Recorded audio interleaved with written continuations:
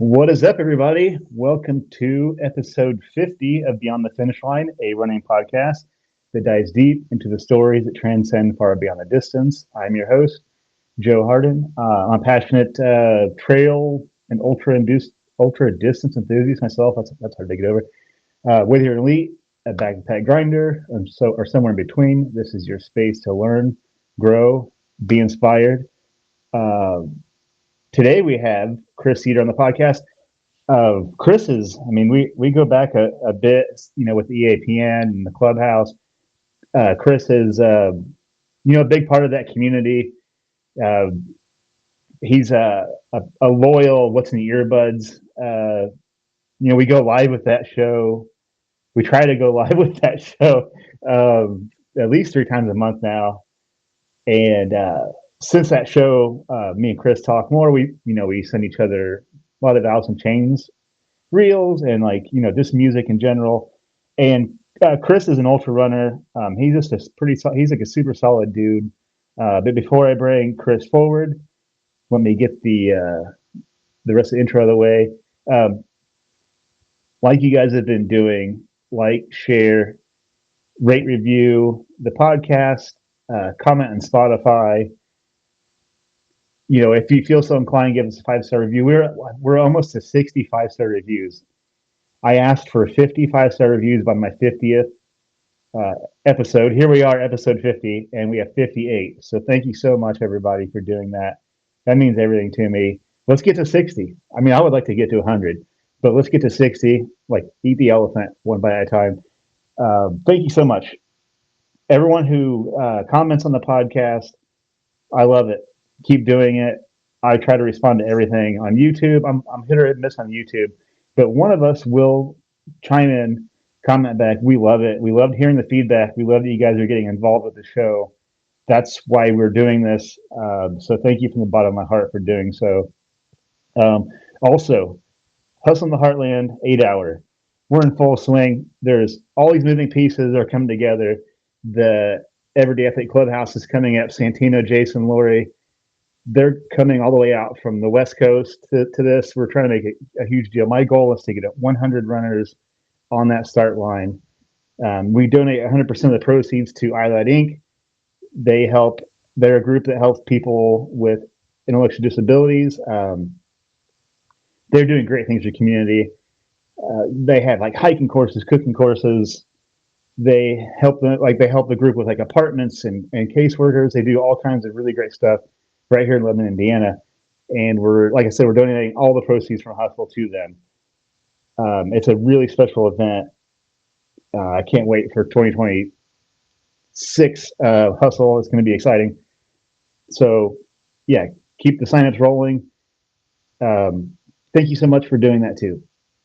So, I won't keep going on and on and on with the intro, but yeah, so thanks for tuning in. Let's bring Chris forward for this conversation on Beyond the Finish Line.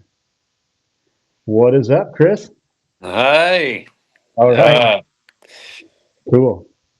Well, yeah, like I do with every guest, I like to give them some space to introduce themselves to the group, to the pod. So, like I do with everybody, I would like to ask, who is Chris Cedar? oh man, this is like whenever you're in the middle of the meeting and you're like, stand up and tell everybody your favorite food or something. Yeah, I hate that question. Like, Everybody hates that question. Like, I'd rather play out in traffic. Like, come on. I I don't know, man. Like, I'm probably the worst person to ever talk about myself. It's just not interesting to me. Um, uh, Husband, father, trail runner, ultra runner, runner in general, idiot savant. With Captain Miles is my alias. Uh, I'll share the story about that. It was like early in my aspiring altar journey. Uh, my he was my only son at the time. He said, my dad is a superhero and he's Captain Miles, and Oh it yeah. and it just stuck. So that's why like I embraced the Captain America shield and everything, and it was really cool. It's just like one of those things that was said offhand and then it just stuck with you. Oh, that's cool. How many kids do you have? I have two Two. Uh, two boys. two boys. They bounce. That's no kidding. Yeah, I've got three, a boy and a girl, but my oldest is got one we are basically 1 foot out the door right now. But yeah, when they're young, they're it's a journey, I guess.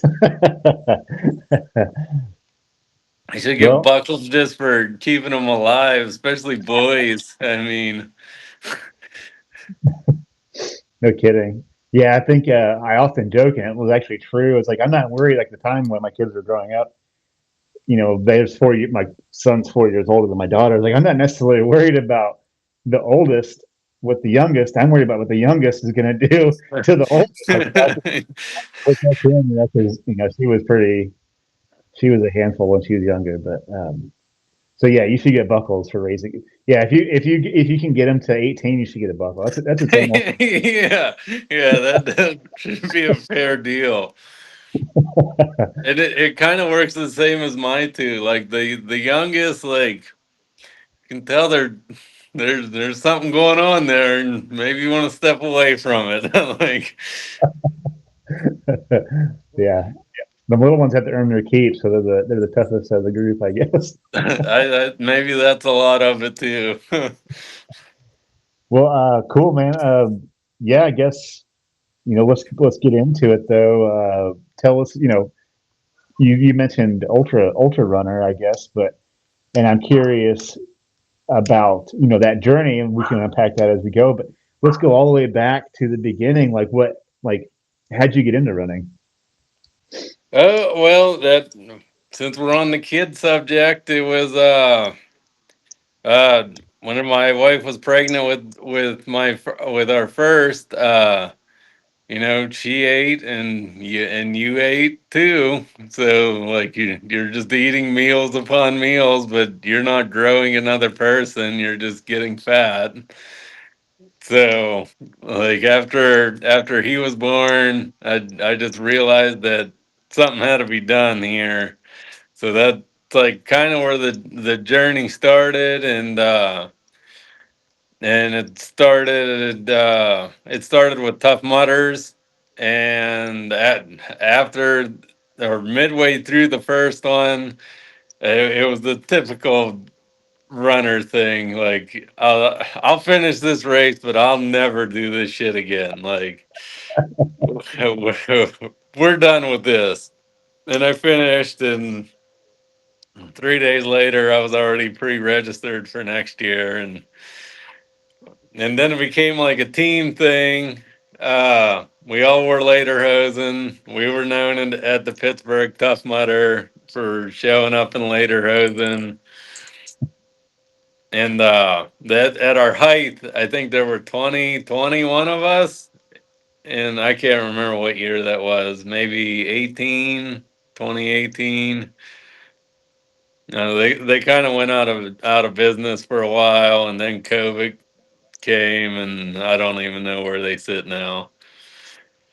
But one of the people that I was a big recruiter, big pusher over here. So if you need talked into something, I'm your guy. Like kind of the opposite story of Val. She'll like nicely suggest you. I'll just keep pushing you until you do it. So if you need a little persuasion, maybe Ball State, take my number down, Joe. Because if you need me in the middle of Tennessee, I'm your guy. Yeah, I was. It's funny you mentioned that because I was thinking about putting together like an emergency call list. So I'll put you on that list for sure.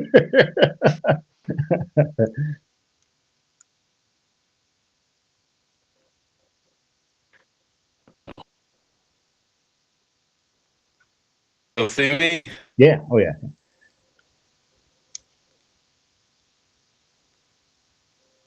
I think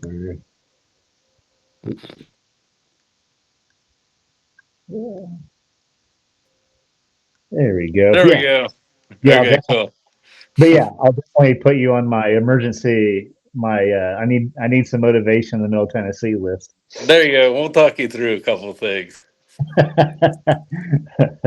Well, cool. I've never done one of those tough mudders. It looks fun though. It was just something different, and like that caught fire like no other. It seemed like it was like everybody just needed something, and that was like the right place, the right time kind of thing. And between Spartan and Bone Frog, and what was the other one, Warrior Dash. Oh, Like they exploded in a big way there for a couple years, and I think Spartan's still around now. yeah, it's funny that you mention like gaining weight. Like so, when my wife was pregnant with Hunter, she drank like gallons upon gallons of apple juice, and then it got me stuck on apple juice. But it's like I gained sympathy weight for two kids, and then my wife had the kid, had the baby, and like would bounce back, and I would just like so basically I gained like two baby weights, and then never lost it. So that was my story, and I still can't drink apple juice, man. It's just like It's like we all have that one thing that we can never drink again, and yeah, there's this apple juice. yeah, her cravings and me drinking the apple juice. We were going to like 2 gallons of apple juice like the other day. Still can't. Yeah, I can even eat applesauce the same way. I'm just like, ooh,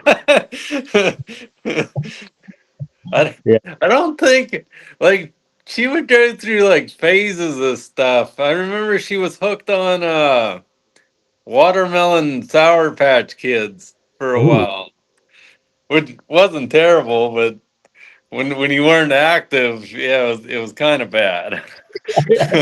Makes it like well, cool. So how did you go? So you said you did it the first time. You're like, I'll never do that shit again.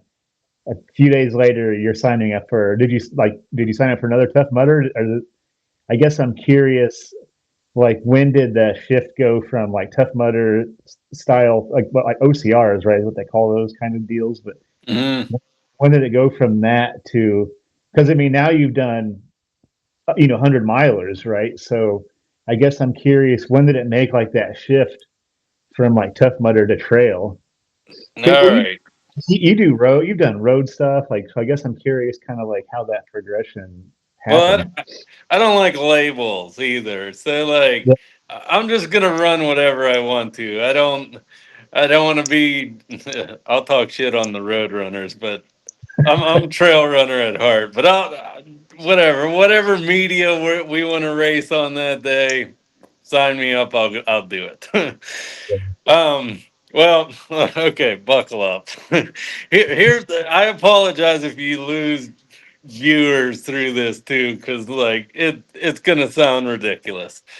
Okay, so if we go back to the Tough Mudders, one of the people that I recruited was my boss at the time, and he lived in Titusville, and in Titusville they have the Oil Creek, and I didn't know what a trail race was, and he said after the race, he said, I'd like to do this next year. I'd like to run 100K, and I'd like for you to pace me up that. I don't know what pacers did. I didn't had no idea how far 100K was. I didn't even know what like a real trail was. I'm like, cool, let's do it. And so so like I started running a little bit more in between there, but like nothing like training or anything. But I showed up. We made it. He went. I forget exactly what he went from. But we gained like I don't know 15, 20 spots throughout the afternoon. Just and that was my first experience with the Oil Creek, and then the next year. we were both gonna do 100 milers, and again, just going from no experience to yeah, we could probably run 100 miles, sure. Uh, and I don't think the next year. I think I was away with work and I couldn't make it. Then I think it was the COVID year, and then 2021 it's gonna happen. I think that was the first race back. Uh, Same 100 mile request. Let's go. So we showed up. So did Mother Nature. Like it was. I think the race started at 5 a.m. and so did the like lightning, thunder, torrential downpour. I'm like, oh, cool. Well, I ended that day at 100K. I had trench foot on both my feet. I pulled. I forget what the little name. There's a little muscle that goes like right behind your knee. I pulled that thing. So like it was. I was done. But then like that I needed that like punch in the face. It's like you need to be humbled. You need to be punched in the face every now and then, because then that started the mass chaos that followed. Then I took it seriously.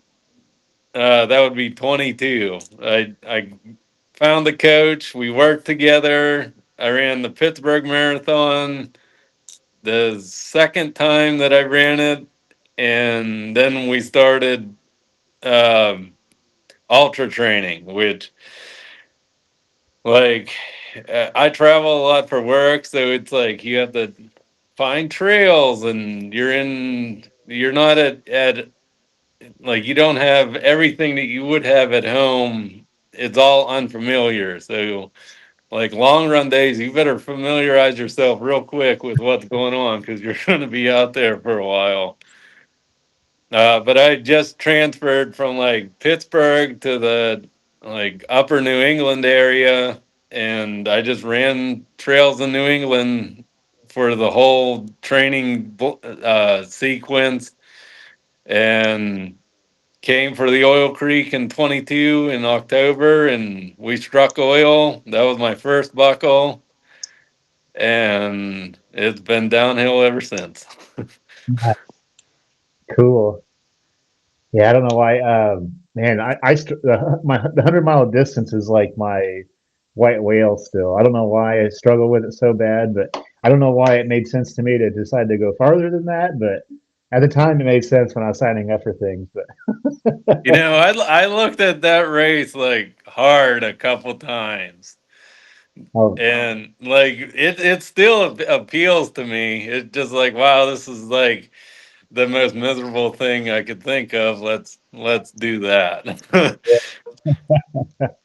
that's cool. Yeah, so you go back and do Oil Creek every year. Kind of, kind of, but I'll say it here on June 4th in 2027. I will do Hustle in the Heartland. Oh heck yeah, yeah, heck Next yeah, year I will do because right now they're the same day this year. yeah, yeah. That's what kept me from because I looked at Oil Creek a couple times like last year. And it was like one year it was the same weekend as IT 100, I think. And I was like, damn, I'd love to do oil because I've been following their page on Instagram for since I started trail running. It's like it looks like a pretty cool race. So, but now I've got hustle on that weekend, so it kind of takes me out of the game. But yeah, we'd be glad to have you. I'm excited, but hopefully by then we'll have like 150 runners maybe that year. I'm hoping, but that'd be legit. Well, cool. Um, So yeah, what do you think? I'm always curious, like what whenever people talk about their running stories, the first thing that always comes to me is is not like your finish time, like your pace. At like what like you tried Oil Creek the first time, you had foot problems and like a muscle injury, and then you go. You said you started taking it more a little bit more seriously, and you go back. You get the buckle the second time. So I'm always curious, like, what did you learn about maybe yourself, like what, like from your first DNF to getting the buckle? Like, what do you think you learned about yourself, like, kind of in that year, like, um, kind of on your journey to get your first buckle at Oil Creek? I think I'm a sucker for pain. Like as crazy as that sounds, like I'll go out and seek like harder things if something. I don't know if it's since then because like after you cross that finish line for in my experience anyway, like you are it's cliche as it sounds, you are not that same person that starts the race as finishes that race just because what you endure in those 30 whatever 20 whatever hours, like you change, you learn, you grow, and like that journey, um, like my coach was she was really tough, like really really tough. And a lot of the weekends, like I was running, like it was every Sunday was a further distance, ultra distance, and that just kept and it kept going up by like 5 miles every week and every week. And I'm like, you know, and I told her I was like, I gotta go to work on Monday. Like, I don't have enough time to do all this stuff. Like, I'm trying here, and and like we found the way to make it work, but it was just like whenever you're alone for 12 hours on a Sunday, just seeing the same tree. I ran at this park in Massachusetts, and I tell everybody this story. Whenever I first, like I said, I travel a lot. Whenever I first started running at this park, the biggest loop that I could make was 4.5 miles. So I just do that all day long, 4.5 miles. Now it's grown to 10, and like I'm so proud of this. I'm so proud that I got it to 10, and there's no overlapping stuff or anything. Like I'm so proud of this, and I've taken people on it and they've never talked to me again. Well, some of them haven't. but but that happens. They can't all be winners, you know what I mean? Yeah, I guess I'm curious. So you having to like you were having to travel a lot for work. Like what? I guess I mean, hell, I couldn't imagine having to train for an ultra while you're like like do you have to like move around a bunch for your work? I guess I'm just curious how you fit it, like how you were able to get all that in. Like, were you somewhere new or like? Yeah, I guess I'm just curious about how you were able to pull that off with so much work travel.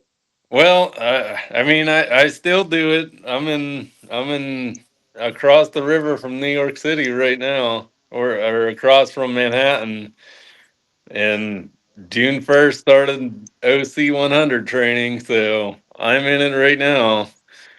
It's a lot of like all trails. I use all trails a lot. I'll zoom in on Strava because sometimes you can see like the dash line on Strava, and then I can like, and then sometimes they don't cross. Like Strava have found trails that all trails doesn't call out just by like zooming in on it. I'm luckily enough that I have like it's the Hudson shoreline on the Jersey side. We have there's a paved trail like right outside my hotel, and it goes like 6 miles in one direction so far. I've almost made it to the GW bridge, and I'm pretty sure that I can make it there. Nice, cool. I Yeah, just go on tour sometimes too. Like we were staying in this Airbnb in the middle of New York, and there was a lake there. And like I zoomed in on the lake, and then I found gas stations, and I'm like, I probably could do that. So I just left. Sunday morning early and started running around this lake. I made it, I don't know, 38 miles or something before it got too hot, and I had to call my coworkers to come get me. It would have been like 58 miles the whole way around. Like I had no idea how big this lake was. Sometimes that's my favorite thing too. Is just like just taking off. Like, well, let's see what we can make of it. But yeah, it does get you in trouble like that though. It's like, oh shit, I'm like 17 miles from home right now. Yeah, yeah. Like I tried to do my birthday distance this year in January, but like I was gonna do it at this my loop, but it was like a sheet of ice in the morning. Like I don't know if we got freezing rain overnight or whatever, but like that was not gonna work. So then I went back to our apartment and I switched the road and I just started running down the sidewalks and stuff, like uh piecing things together, and I ended up like I was pretty far away, but then like I started running out of water and then like bathroom stuff because I was in neighborhoods, and then porta johns weren't where they were normally because it was freezing, and I'm like, okay, this is a problem now. Yeah, yeah. You stick pretty true to the wintertime running too. Yeah, I've seen your the freezing beer. Yeah, yeah. I God, this one. and like this goes again back to like the suffering thing. Like if something's hard, I will find a way to make it harder. Like I purposely there's a Planet Fitness like 3 miles away from our apartment, and I purposely won't get a membership to make myself run outside. Yeah, What I don't know what sense that makes, and I don't know what I think I'm proving to anybody, but that's just how I roll, man. Like, this year got so bad I had to buy yak tracks for my shoes. That's the first time like we've had that much snow where I had to like do that. I mean I wore through the pair pretty quick, but we actually had that much snow. Indiana doesn't really have like winters anymore like we used to, but this year we got some pretty significant snowfall. But so we got it was like I couldn't throw the snow any higher in New England. Like, and then usually like typical snow events, like it'll snow 3 days later, it'll get warm, it'll melt, and then it'll just repeat that all winter. Well, it snowed once and then just never melted, and then just kept snowing on top of that, and we ended up with these like giant. You couldn't get to any of the trails to run on them. You had to watch the ice everywhere, and then once it melted, then there was just water everywhere. yeah, It was something to experience, I guess. I learned how to zigzag through our little town that we live in just to add miles.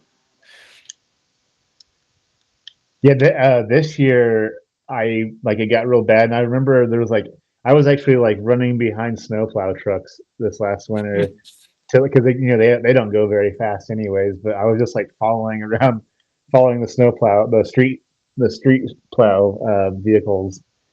They get my miles in this year.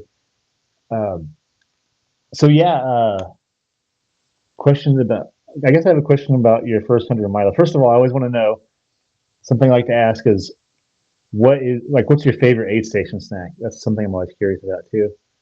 Oh, it, self-supplied or that they would have. Let's go with that. Well, what's your go-to that you bring for yourself? Let's start. Okay, I don't know what they're called exactly, but they're the little pies that you put in the lunchbox that come in the little box. They're like 99 cents from JJ's or Hostess or something. Like Yeah, either the cherry or the apple one. Boston cream if you really want to get crazy. Those are 400 calories in that little pocket. Like, and it's all really. carbs. Like it's perfect.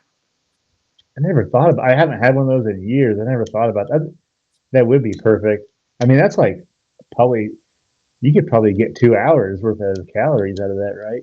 I guess if Right. you, yeah. Damn, I didn't think about that. Yeah. Yeah, that's a good one. And like they make like I think if you go to 7-Eleven, they have I don't know, 6 flavors of the different ones. I think they have a lemon, a blackberry, um maybe a peach. I don't know. I remember peach. I remember the apple because like the outside of the pocket was like almost had like a sugar like Yeah. glaze or Yeah, something. yeah, Like right. Yep. that's fire. I'll have to try that next.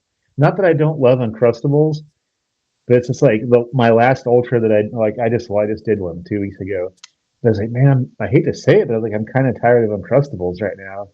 But I've done like 4 ultras this year, like almost completely on Nerd Gummy Clusters and Crustables. And I was like kind of burned out on it. So I'm like, I need to. I mean, it's like a tried and true. Like Nerd Gummy Clusters is like Oh, yeah, bulletproof. hand, Bulletproof. handful and good for an hour. Yeah. Um, but I want to change the game. So I might have to try those little because I know exactly what you're talking about. They're like in a red box. Yeah, there well yeah, the red one is usually the cherry one and then the green one is the apple one. Damn. Okay, I'm gonna keep that in mind. Because I Yeah, could buy it. yeah. Report back. Report back. Well, I've basically been doing my long runs using gas station snacks. So Vol State, I can definitely use for Vol State. Um, so I guess on that, what's your favorite like thing that's been supplied to you at an aid station? Okay, well, okay, two-parter. Favorite thing would be the pierogi. The pierogi is the perfect ultra food. It's a potato wrapped in a noodle. Like I don't know what more you need.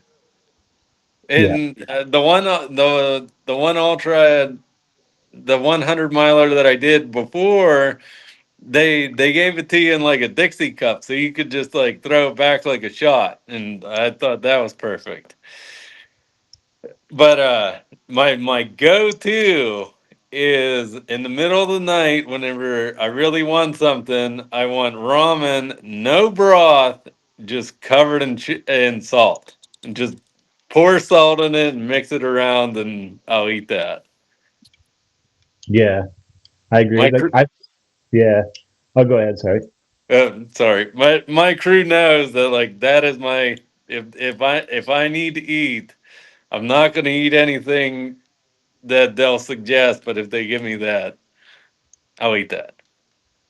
Yeah, I've had ramen like change my entire like soul in the middle of an ultra before, especially nighttime. It's like you don't Especially know nighttime. It's nice to have that little warm. Yeah. salty and carby and yeah, green. And I was gonna say it's funny you say pierogi because that's what I always go to. It's like I've only had pierogies at one ultra that I can remember, but I was just like, damn, this is probably the best thing. Like, it was at a backyard, but out of all, so I just kept eating them like after each loop, and God, they were so good. They were really. Have you heard of Chaos Crewing? They're like at a bunch of different events, but they're based Mm-mm. at they're based out of Indiana, but they had pierogies at one of the backyards, and they were like, God, they were so good. I still think about that all the time. So I second the pierogi thing. And for some reason, like I don't do this a lot, but I've had some like cheese pizza that's hit a few times at aid stations, and I was like, all right, like it didn't sound good till I ate it, and I was like, I'm so glad that I did that. I've always like looked at it like the OC like they have excellent, well stocked aid stations. Like I don't think all of them have a grill, but like one of them will usually have a grill and they'll be cooking like fresh burgers and stuff. But I'm not speaking for the OC. I can't remember. I know Little Caesars used to be a sponsor, so there was always Little Caesars on hand. And I'd always look at it and I'd always want it, but I was always afraid. I never crossed that bridge. I never got past the fear of what that slice of cheese pizza could do to me. Yeah, yeah. I think you have to be like willing to accept that it could go sideways. Yeah, yeah. God, Little Caesars. I haven't had Little Caesars in forever. Do you remember the pretzel crust pizza they had? Oh yeah. So good. I miss that. It was like this might make sense, but like that like nacho cheese. It's like nasty cheese, but it's like good at the same time. It always had that like disgusting nacho cheese. It was just so good. Like it would just like touch you deep inside. It's, oh, it's so good. It's good though. Yeah. But I find that like I don't know, early in the race I'll go sweet, and then at some point it just clicks, and then I just go salty. Like I don't want sweet anymore. Like I'll have the whatever we want to call them, the lunchbox pies on hand, but I won't want that anymore. And like I'll go from cookies and PB and J to potatoes and ramen and stuff like that. I don't know if that's psychological or really just what I want at the time. yeah. Yeah. It makes sense. Have you ever had any hallucinations at all? No, and I've asked people about this because I feel ripped off.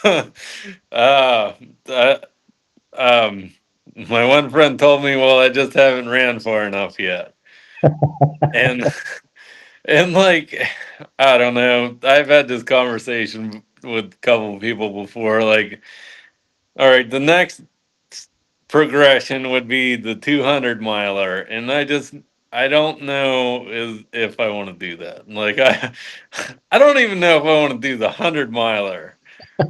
But here's the thing with that. Like I mentioned the Captain Miles thing. Like if it was up to Chris, like I don't know, maybe not. Like we'd probably play it safe with maybe the 100K again. That two loops around and you're back home. But the captain, people were watching that motherfucker, and like I can't disappoint.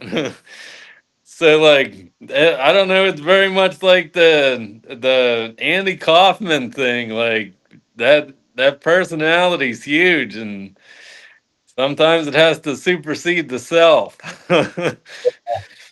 I like that idea of like adopting like an alter ego.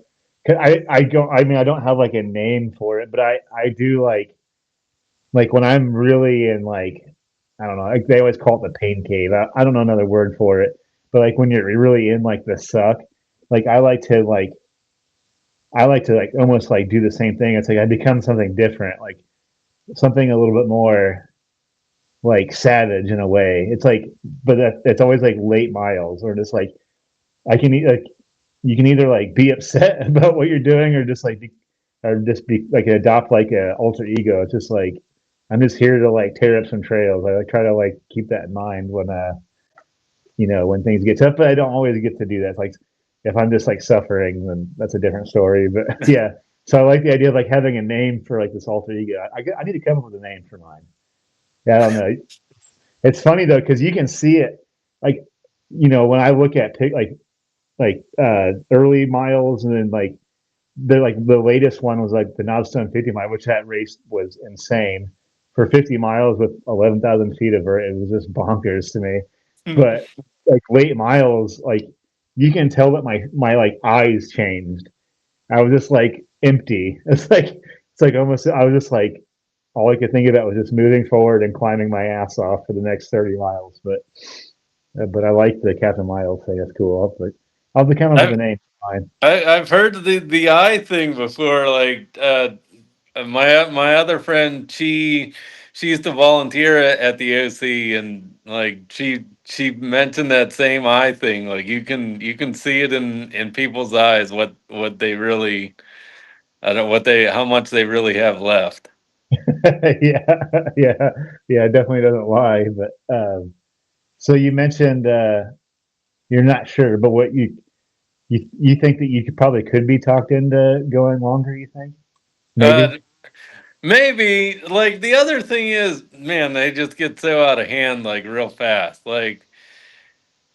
Like, I don't know if I was talking to Val this week or I think it was Val because we were talking Cocodona lottery was this week, and I was like, "Well, just like how much is it just for the thing? Like, if you just to get a bib, and then you still got to run the goddamn thing."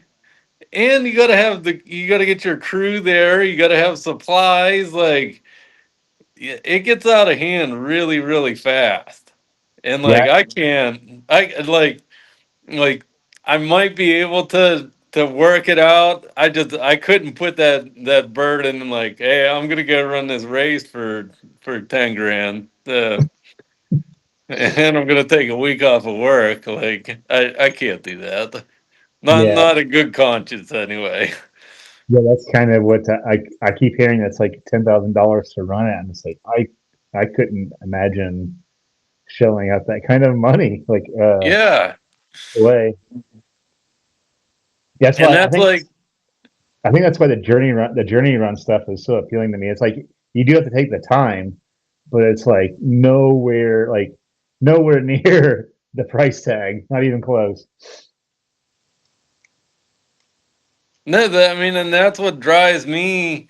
I think more towards the more local races too. Just because I can appreciate what they're trying to do in this fast paced environment with everything's going up and up. I can appreciate what they're trying to accomplish, and I know it would mean something to them more than like I don't know. Cocodona Chris has a nice name to it, or ring to it, but like nobody's gonna know me. Like if I could help out somebody else, I would.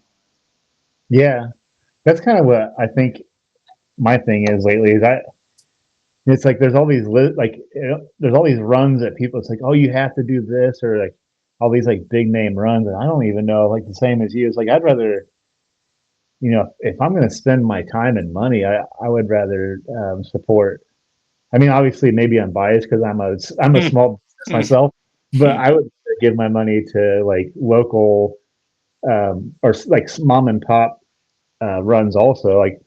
Like you said, that you're it's actually more impactful for them to get a sign up like versus like Aravipa, who I mean I don't that had tens of thousands of signups a year. I have no idea where they're at with that, but so like the idea of Kogodana, like there's like something about it that I think is interesting, but there's no way I could spend that kind of money. Like never, never.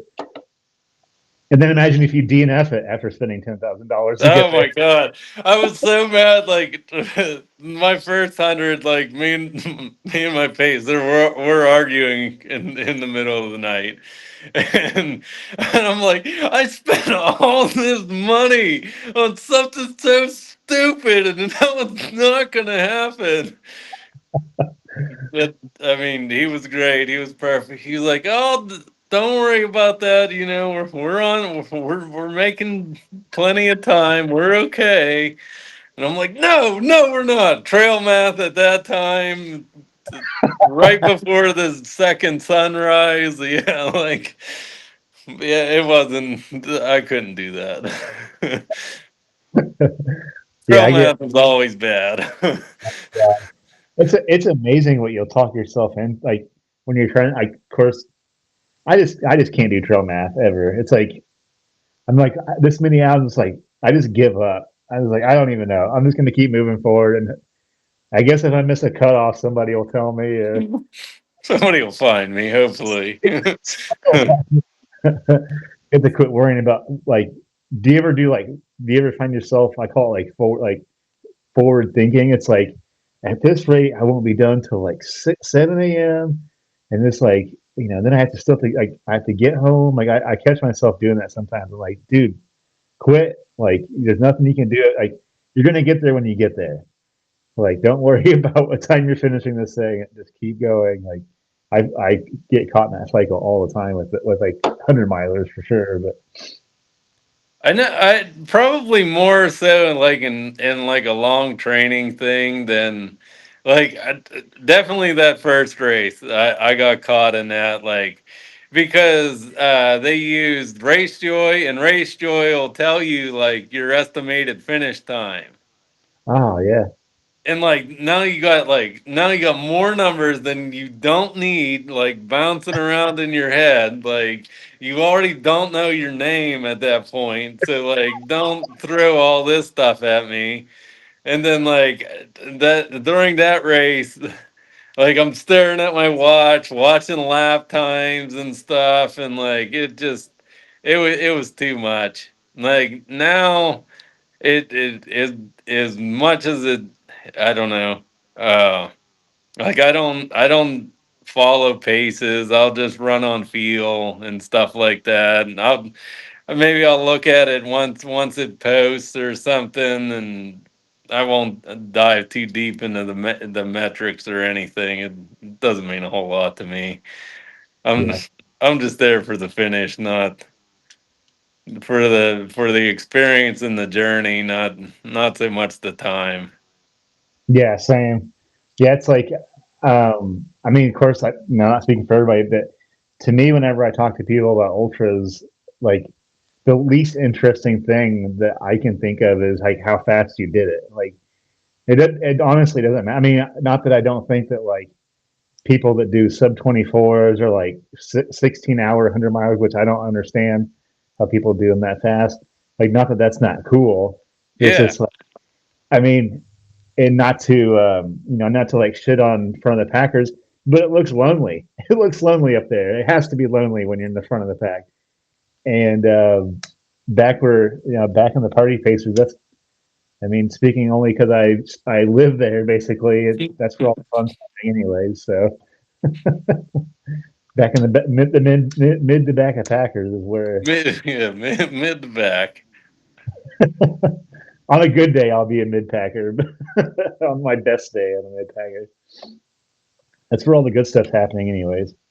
Yeah, like I want to know, like, well, like exactly what you asked me. Like I want to know, like, what did you like about the aid stations? Did you see a cool rock out there? Like how did you, how was the sunrise? Like those are the things that I'll ask. Yeah, Like, did you enjoy the journey from getting there? I mean, at the in the heat of the moment, you probably just want to get home, but maybe a couple days later. speaking of which, like the pictures that you take, is that based out of like is like Plum Island where you run, like is that where you live? Is that where you do most of your runs?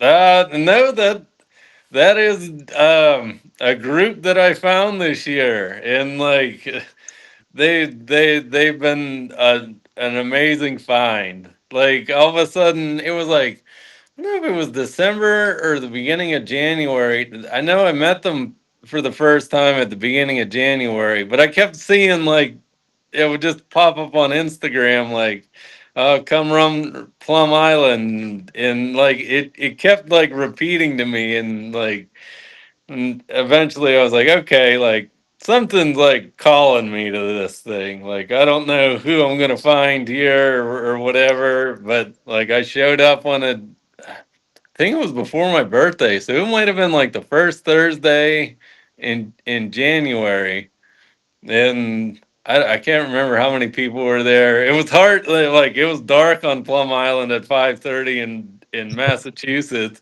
so like everybody just has lights on, so you like hear names and like you don't see faces. It's winter, so everybody has like 4 layers of clothes on. You can't see what anybody looks like. You just hear voices and but like they've been really really great. It's been cool to find.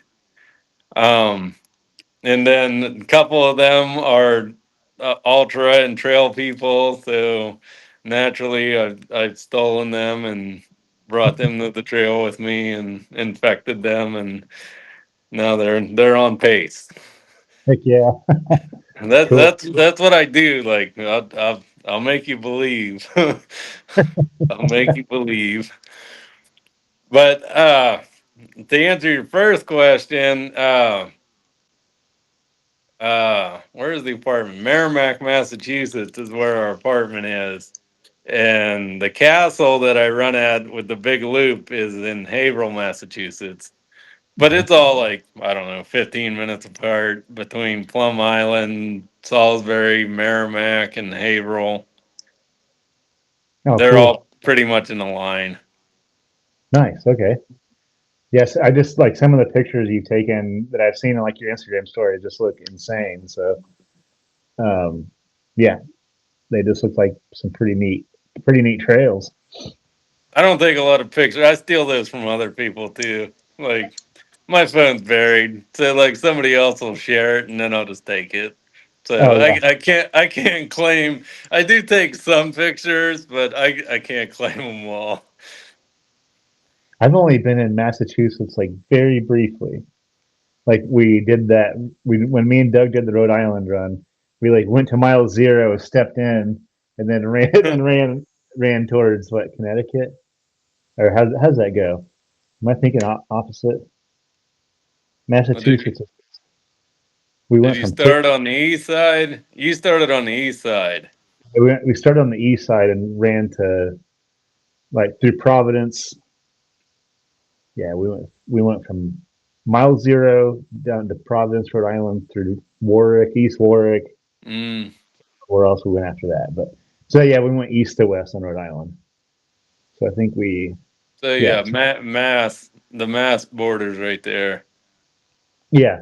So I like I've stepped foot into Massachusetts like just briefly. People like mile zero start like let's go. It's actually Rhode Island is surprisingly like not surprisingly it's very beautiful there.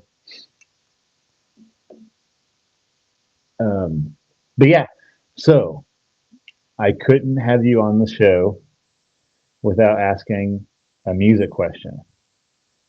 Like, yeah. So, what's been something lately? I don't know. I'm so you do listen to music when you run, right?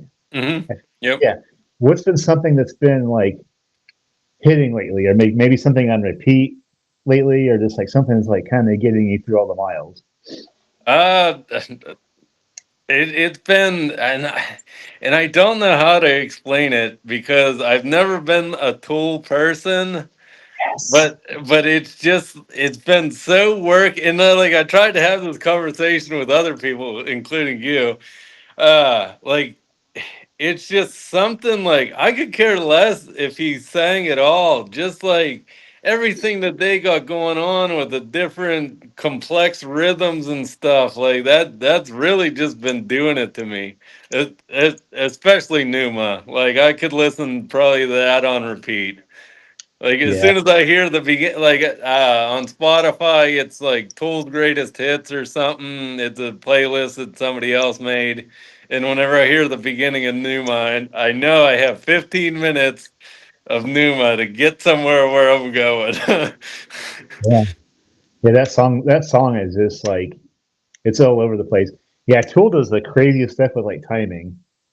Like I'm like how, and then like so Danny Carey is their drummer, and I don't know. Like there's, I'm not saying he's the best drummer of all time, but just like I don't know if you've ever seen any live videos of them, but Hmm. his drum kit is massive, and watching him play is just the most intense thing I've ever seen. Like I think him and like Willie Adler from Lamb of God are probably two of the best like metal drummers of all time. And yeah, I'm gonna stick by that statement. But have you heard like do yourself a favor and next time you're like you want to throw some Tool on, throw on Jambi. That's like one Oh of my yeah, favorites. that's good. That's good too. Yeah. Yeah, so that Primus song I sent you earlier was featuring Pussifer, who is Maynard from Tool's other band.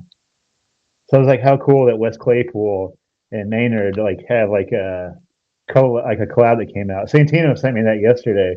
Like I had no idea that Weezer had or not Weezer. I'm wearing a Weezer shirt. I had no idea that Primus had released a new album. And Santino sends it. He's like, "Did you know that Primus has a new album?" I was like, "No idea." So yeah, so I had to. I basically sent it to everybody that I know that is like a music like aficionado. But So yeah, I anytime think you affected my algorithm because all this Primus stuff has been coming up now. cool, yeah, corrected the algorithm. Yeah.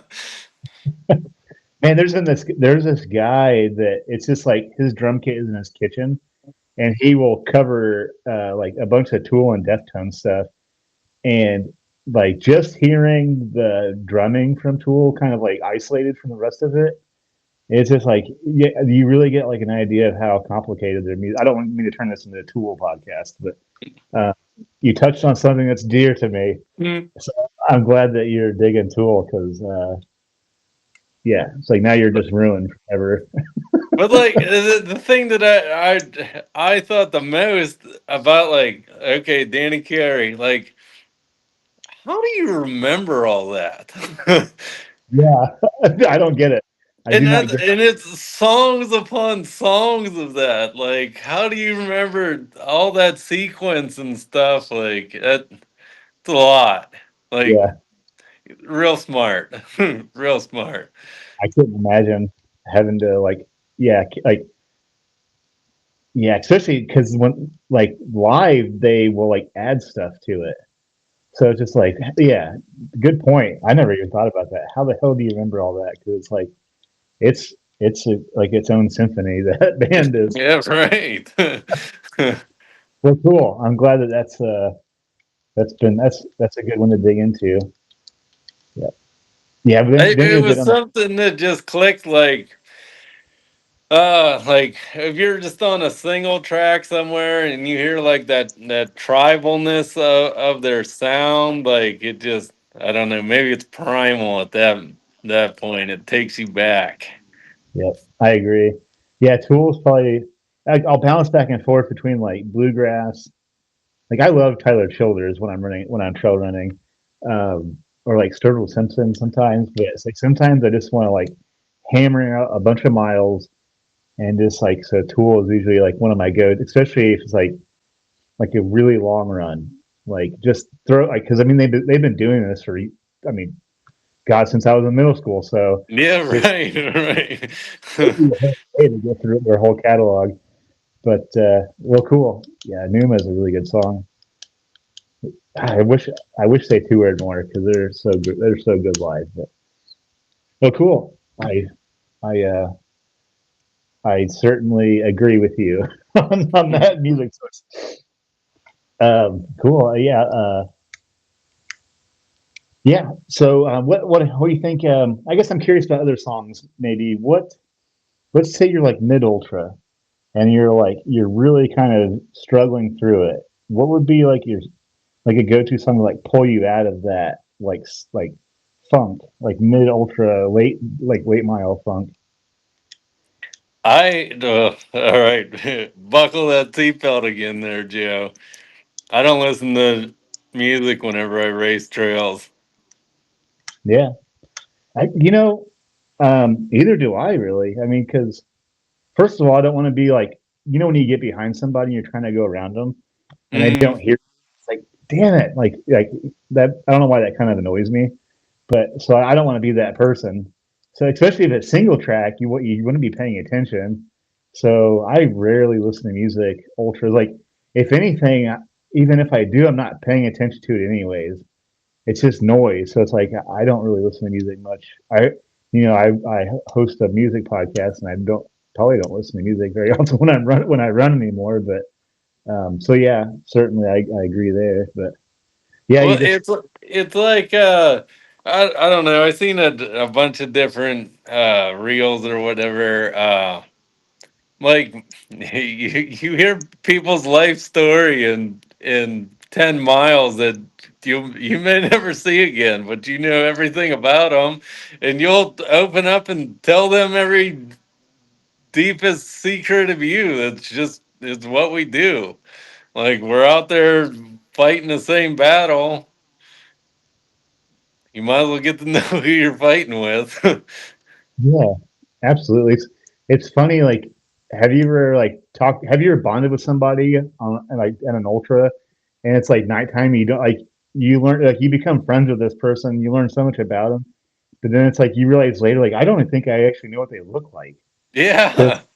Because yeah, so we like what other activity would you be able to say that? It's like so crazy to think of. Like I don't know what they look like. I just remember like they told me some very personal things, like and likewise, and hopefully I see them again someday. But you know, Like if I'm following somebody, I could probably tell you what brand of shoe they're wearing because what it, especially at night, I'm just staring at their feet to see what they trip over, so I can avoid that. yeah, I know they were Nordas or I know they were Hokas. Yeah. That's cool. But a pull me out song, if I was, you think about that one.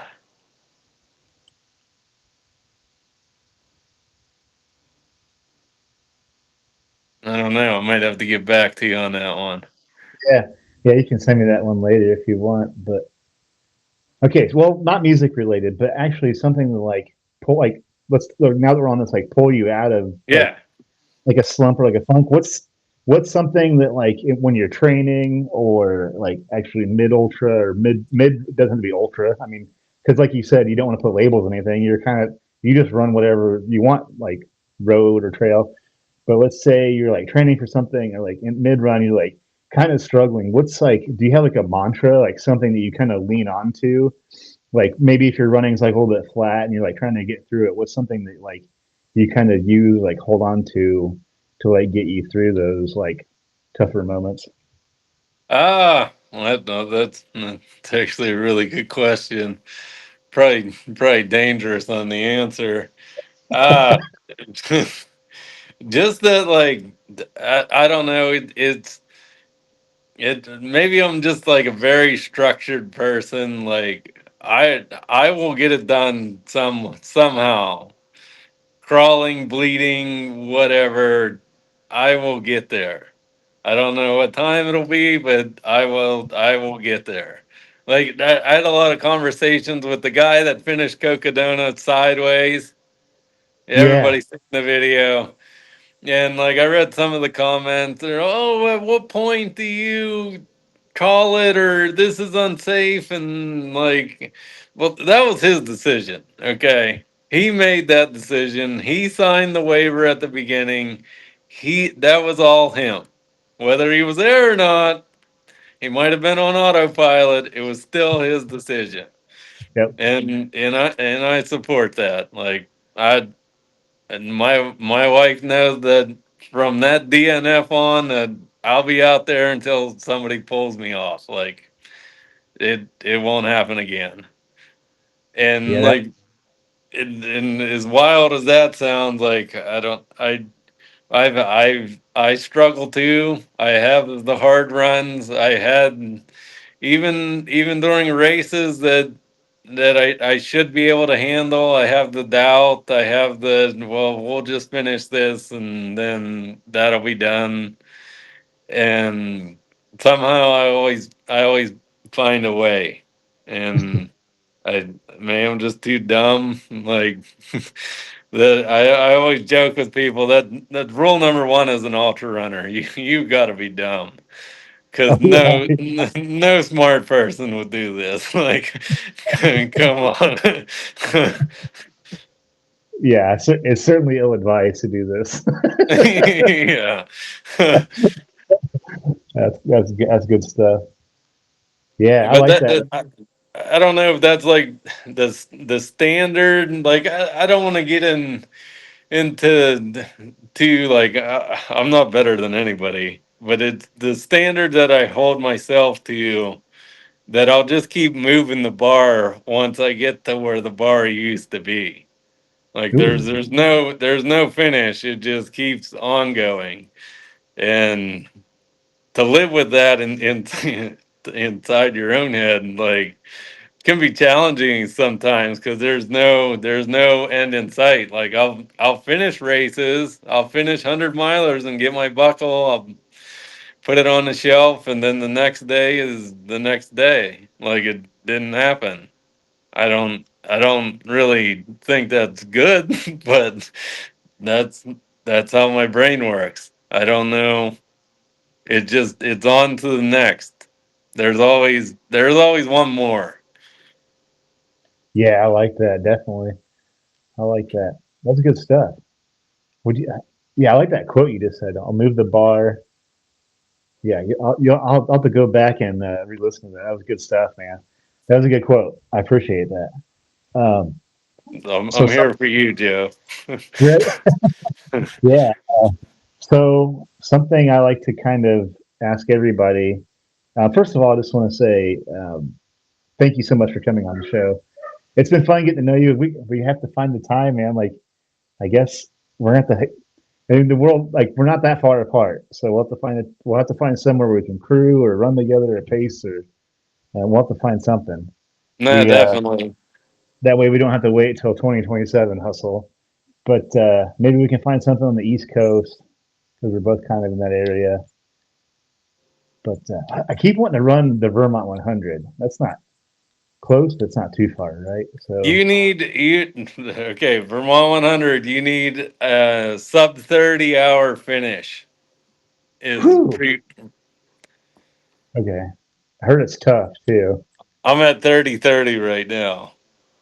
Okay, damn, that might be a tight one for me because I heard it's really, really, really tough. There Okay. okay, supposedly and well, I just guaranteed you 2027, but supposedly, maybe we'll see how this one goes. Supposedly, there's supposed to be a 200 in Maine in August of next year. Oh, It's in the bubblings. I've read a couple of different things on articles and stuff, and like they're researching this thing. I saw that. I've seen that. Yeah, I think there was like an article about it. They're like working on. It. Okay, that would be interesting But I because haven't I haven't seen anything since okay. like that one article. I Hmm, don't know. I don't have that many. I don't have that many resources to reach out. that'd be interesting. That'd be kind of cool. Is it like a journey run or is it like a true trail run? I haven't. I think it's more of a journey type thing. I That don't would know. be You cool. get up in Maine and you're fighting like bears and moose and shit. Like, Like this isn't hard enough. We have to add yeah. creatures that can kill you. Well, okay. Well, Now it's a challenge. I know that like the idea that I might have to carry bear spray for Vol State. I'm like, damn. Okay, I've never had to worry about that before. Indiana might, at the worst case scenario, we do sometimes get copperheads and like there's been very rare bobcat sightings which aren't dangerous at all. Like you don't see them; they're gone. Like they're by the time that you're near them, they're hauling ass. But and like maybe the occasional rattlesnake, like a couple hours down south from here. So I don't have to worry about anything other than like dogs in the country and like distracted drivers. So I don't know. I'm not used to bears and such for my run. So I like to keep it that way for the most part if possible. But But can you imagine like going back to your hallucination point? Like, is it a bear? Like, are you gonna spray the shit out of somebody's dog because you thought it was a bear in the middle of the night? Like, yeah, I squirted a bunch of dogs with my handheld, but I never had to worry about uh, about any bear. But yeah, so something I wanted to ask to um, to kind of like wrap this show up in a bow, I guess, is if you had some like closing advice to give to somebody, maybe newer runners, I guess, because I mean you've been doing it a bit. Some like maybe someone new in the sport, or like someone that's like considering taking on trails and ultras and 100 milers, whatever distance they want to do. What would that closing advice be? just run. Just run. Don't worry about time. Don't even buy a watch. Just buy shoes. That's the first and only thing you need. Just focus on putting foot in front of foot. That's it. Don't overcomplicate it. It's already hard enough it is. Like I don't even like running. Like Yeah, I agree. It's like sometimes I don't like running, but man, I love some of the things that I get to see, and like mostly now I think I just love the people that I've like. Now I just want to stick around because I love these people that I've met since I've been doing it. So yeah, absolutely. Just put on some shoes and get out the door. Yeah, I love that. Um, well, man, it's been awesome getting to know you, and thanks for coming on the show. I sorry this was like we had to reschedule. We were supposed to have this last week, so I apologize. But so I'm glad we were able to make it happen. Um, that was my fault. I had to oh reschedule. no, we hey man, we worked it out just like a race. We worked it out. Like We I thank you for having me. I appreciate it. I hope we don't lose too many viewers through the melee that just happened over the last hour. But like, hey, I tried, people. I try. I gave you what I could. no, that was awesome. Like, this has been a great episode. What I love is like when you're having a good conversation like this, it's like you almost forget that you're in a podcast. So there's like a few times when we were just like kind of shooting the shit. I was like, oh yeah, like I guess we are in like a podcast. So I appreciate it, man. It was like it was cool. Um, getting on the show and getting to know you better. We have to figure out how to get Miles together soon. Um, but yeah, man, thanks for coming on. Yeah, I'm sure we'll be messaging back and forth sometime soon anyway. So it's not like I won't hear from you. But yeah, Chris, thanks for coming on the show, man. Thanks for sharing your story. Um, Right. Thank you. episode, episode 50. I'm pretty stoked. I forgot the number, but there's like I think at this point only like single digit percent of shows make it past episode 50. So man, thanks for being episode 50. Uh, Yes. yeah, this was like it feels like a huge milestone to me. So Feel it'll like be we should have confetti. yep. But, well, cool. Well, thank you, Chris. It was awesome getting to know you, like I said, and everybody out there. I can't remember what your Instagram. Tell everybody what your Instagram handle is. Uh, Get just look see, up Captain hashtag Captain Miles. You'll find me. so hashtag. Guarantee it. Yeah, give Chris a follow. He's a good dude. Uh, yeah, like I said, you're part of the What's in the Earbuds family. So it's awesome having you be on the finish line. And like I tell everybody, like I always try to drill into everyone who listens to the show, keep liking, sharing, rating, reviewing. I love it. You guys are crushing it. So thank you all so much. Thank you for tuning in. And I will see you all next time beyond the finish line.